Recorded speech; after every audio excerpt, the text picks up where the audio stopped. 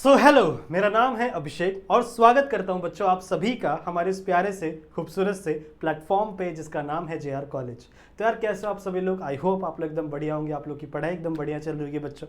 ठीक है, अब 12th स्टैंडर्ड का रिजल्ट आ चुका है, सही है। और अब आप लोग को आगे बढ़ना है अपनी फर्दर स्टडीज़ के लिए। आप लोग को फर्दर बहुत सारे ऑप्शंस अब आपको मिल रहे होंगे जहाँ पर आप अपने स्टडीज़ को परस्यू कर सकते हो, कुछ अच्छा करियर ऑप्शन चूज कर सकते हो। ठीक है, अभी कुछ दिनों पहले मैंने एक वीडियो डाली थी बच्चों, जहां पर मैंने आपको बताया था कि केमिस्ट्री में कौन कौन से फ्यूचर में आप करियर ऑप्शन चूज कर सकते हो एज अ केमिस्ट्री। सही है, केमिस्ट्री एज अ सब्जेक्ट को आप चूज करके।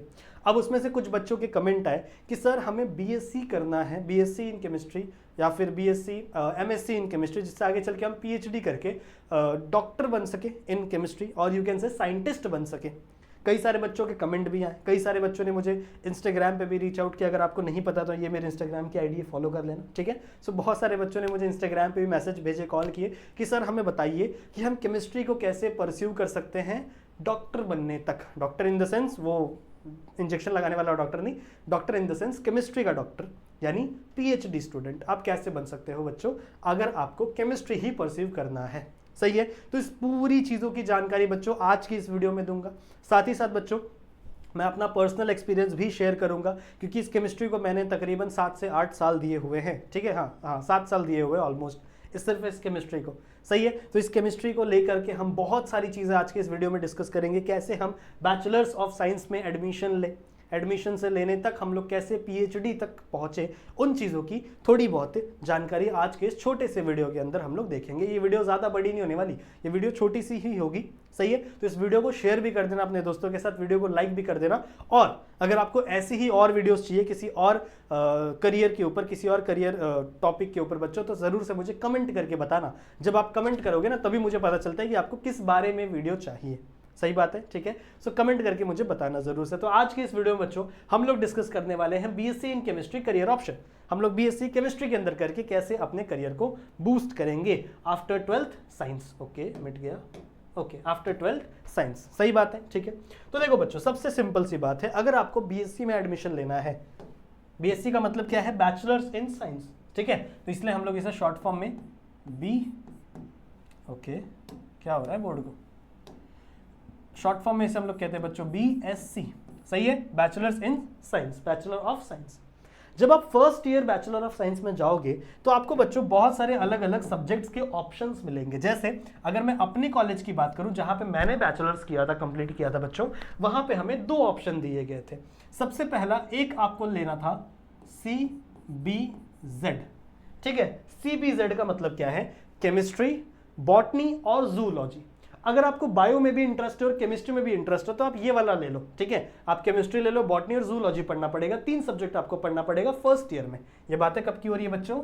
ये बातें हो रही हैं फर्स्ट ईयर, ठीक है। और जो आपका बीएससी है वो कंप्लीट 3 ईयर का कोर्स है, वो कंप्लीट 3 ईयर का कोर्स है मोस्टली, ठीक है। और भी बहुत सारे इंटीग्रेटेड कोर्स होते हैं, बट मैं इंटीग्रेटेड कोर्स की यहाँ पर बात नहीं कर रहा हूँ, मैं नॉर्मल की बात कर रहा हूँ। तो 3 ईयर का कोर्स है, उसमें फर्स्ट ईयर में या तो आप CBZ एज अ सब्जेक्ट ले सकते हैं या फिर आप PCM एज अ सब्जेक्ट ले सकते हैं। PCM का मतलब क्या है? फिजिक्स, केमिस्ट्री, मैथ्स, या फिर केमिस्ट्री, बायोलॉजी और जूलॉजी। जहाँ पे आप कह सकते हो, सॉरी बायोलॉजी नहीं, बॉटनी और जूलॉजी, जहाँ पे आप BZ आपके बॉटनी का ही पार्ट है। सही बात है, सही बात है। तो आपको फर्स्ट ईयर में इन तीनों सब्जेक्ट को पढ़ना पड़ेगा, या तो ये ले लो या तो ये ले लो। अगर आपको आईटी में इंटरेस्ट है तो आप बीएससी इन आईटी ले लो, अगर आपको सीएस में इंटरेस्ट है तो आप बीएससी इन सीएस ले लो। पर यहां पर हम लोग सिर्फ और सिर्फ केमिस्ट्री की बातें कर रहे हैं। सही बात है। फिर आता है बच्चों सेकेंड ईयर, फिर आता है सेकेंड ईयर। इस सेकेंड ईयर में आपके पास क्या ऑप्शन है? इस सेकेंड ईयर में आपके पास ये ऑप्शन है बच्चों कि इन 3 सब्जेक्ट में से आप कोई एक सब्जेक्ट ड्रॉप कर दो। जो आपको सब्जेक्ट हार्ड लग रहा है वो सब्जेक्ट आप ड्रॉप कर दो। जैसे अगर मैं अपनी बात करूं तो मैंने फर्स्ट ईयर में लिया था PCM, यानी फिजिक्स, केमिस्ट्री, मैथ्स, और मुझे मैथ्स थोड़ा सा हार्ड लग रहा था, तो मैंने क्या कर दिया बच्चों, इस मैथ्स को ड्रॉप कर दिया फर्स्ट ईयर में, और सेकेंड ईयर में मैंने सिर्फ 2 सब्जेक्ट पढ़े, दैट इज फिजिक्स और केमिस्ट्री, P और C, फिजिक्स और केमिस्ट्री। समझ में ये बात? ये मेरा ऑप्शन है। अगर आपको चाहिए तो आप फिजिक्स भी ड्रॉप कर सकते हो, मैथ्स और केमिस्ट्री पढ़ सकते हो। सही बात है। केमिस्ट्री को आपको लेकर चलना है आगे तक, क्योंकि थर्ड ईयर में आपको केमिस्ट्री करना है, because you are doing BSc in chemistry. सही बात है। वैसे ही अगर आपको फिजिक्स करना है, बीएससी इन फिजिक्स करना है, तो आप केमिस्ट्री छोड़ दो, मैथ्स छोड़ दो, आप सिर्फ फिजिक्स में पढ़ो। सेकेंड ईयर में आपको बच्चों को एक सब्जेक्ट को ड्रॉप करना है, एक सब्जेक्ट आपका यहाँ से निकल जाएगा और आपके 2 सब्जेक्ट रहेंगे सेकेंड ईयर में। सही बात है। सिमिलरली मान लो यहाँ से मैंने बॉटनी निकाल दिया तो केमिस्ट्री और जूलॉजी मैं यहाँ पर लेकर आ गया। फिर आता है बच्चों आपका थर्ड ईयर। सही है। थर्ड ईयर में बच्चों यहां से आप सिर्फ और सिर्फ एक सब्जेक्ट लेकर ही आगे बढ़ सकते हो, या तो आपको फिजिक्स छोड़ना पड़ेगा या तो आपको केमिस्ट्री छोड़ना पड़ेगा। अगर आपको केमिस्ट्री पढ़ना है तो आप केमिस्ट्री को लेकर आ जाओ थर्ड ईयर में और आप फिजिक्स को क्या कर दो, ड्रॉप कर दो। समझ रहे हो, यहां से आपका फिजिक्स क्या हो जाएगा, ड्रॉप हो जाएगा और आपका केमिस्ट्री आ जाएगा थर्ड ईयर में। तो मतलब आपने बीएससी किया केमिस्ट्री में, यहां से आप कह सकते हो आपने बीएससी किया केमिस्ट्री में। जब आप 3 सब्जेक्ट पढ़ रहे थे तो आपको एक सब्जेक्ट के 2 पार्ट पढ़ने थे, जैसे physics part 1 part 2, chemistry part 1 part 2, maths part 1 part 2। सही है। केमिस्ट्री में उसको एनालिटिक, ऑर्गेनिक और इनऑर्गेनिक कहा जाता है। फिर जब आप एक सब्जेक्ट को छोड़ देते थे और 2 सब्जेक्ट आते थे यहाँ पे फिजिक्स और केमिस्ट्री में, तो यहाँ से आपको हर एक सब्जेक्ट के 3 पार्ट पढ़ने थे। फिजिक्स का पार्ट 1 पार्ट 2 पार्ट 3, केमिस्ट्री का भी पार्ट 1 पार्ट 2 पार्ट 3। मतलब यहाँ पे भी सब्जेक्ट 6 ही रहते हैं, यहाँ पे भी सब्जेक्ट 6 ही रहते हैं। और जब आप फाइनल ईयर में आते हो तो एक सब्जेक्ट के टोटल 4 पार्ट होते हैं और 2 एडिशनल सब्जेक्ट्स होते हैं, वो आप आगे बात करेंगे। समझ में आई बात। तो यहाँ से आप अपना बैचलर्स कंप्लीट कर लोगे इन केमिस्ट्री। सिमिलरली यहाँ से भी जू छोड़ दो और यहाँ से आ जाओ केमिस्ट्री लेके। समझ में आई बात। तो यहाँ से आपने केमिस्ट्री के अंदर अपना बैचलर्स कंप्लीट किया। अब आगे क्या, आप यहाँ पे भी रुक सकते हो। आप बीएससी करने के बाद भी बहुत सारे फार्मा कंपनीज में, बहुत सारे इंटरमीडिएट कंपनीज में, बहुत सारे ड्रग्स की केमिस्ट्री कंपनीज में या फिर डाइस की कंपनीज में आप ज्वाइन हो सकते हो। ठीक है, वहाँ पे भी आपको वैल्यू मिलेगी। बट काफ़ी सारे बच्चों बीएससी करने के बाद अगर उनको रिसर्च फील्ड में जाना है, कलर चेंज हो जाए, हाँ, अगर उनको रिसर्च फील्ड में जाना है बच्चों, तो आपको बीएससी करने के बाद आपको करना पड़ेगा एमएससी। क्या करना पड़ेगा, एमएससी। ये है बच्चों 2 ईयर का कोर्स। ये है आपके 2 ईयर का कोर्स, 2 साल का होता है बच्चों मास्टर्स। एम का मतलब क्या होता है, मास्टर्स इन साइंस। अब मान लो बच्चों यहाँ पर आपको सब्जेक्ट सिलेक्ट करना पड़ेगा। ठीक है, मान लो आपने फिजिक्स में एमएससी करना है, तो अगर आपको फिजिक्स में एमएससी करना है तो ये फिजिक्स आपको नीचे लेकर आना पड़ेगा। अभी हम लोग नीचे क्या लेकर आए हैं, केमिस्ट्री लेकर आए हैं, तो हम कर रहे हैं MSc in chemistry. MSc in chemistry. अब सिर्फ केमिस्ट्री में आप एमएससी नहीं कर सकते, क्योंकि यहां पर आती है स्पेशलाइजेशन।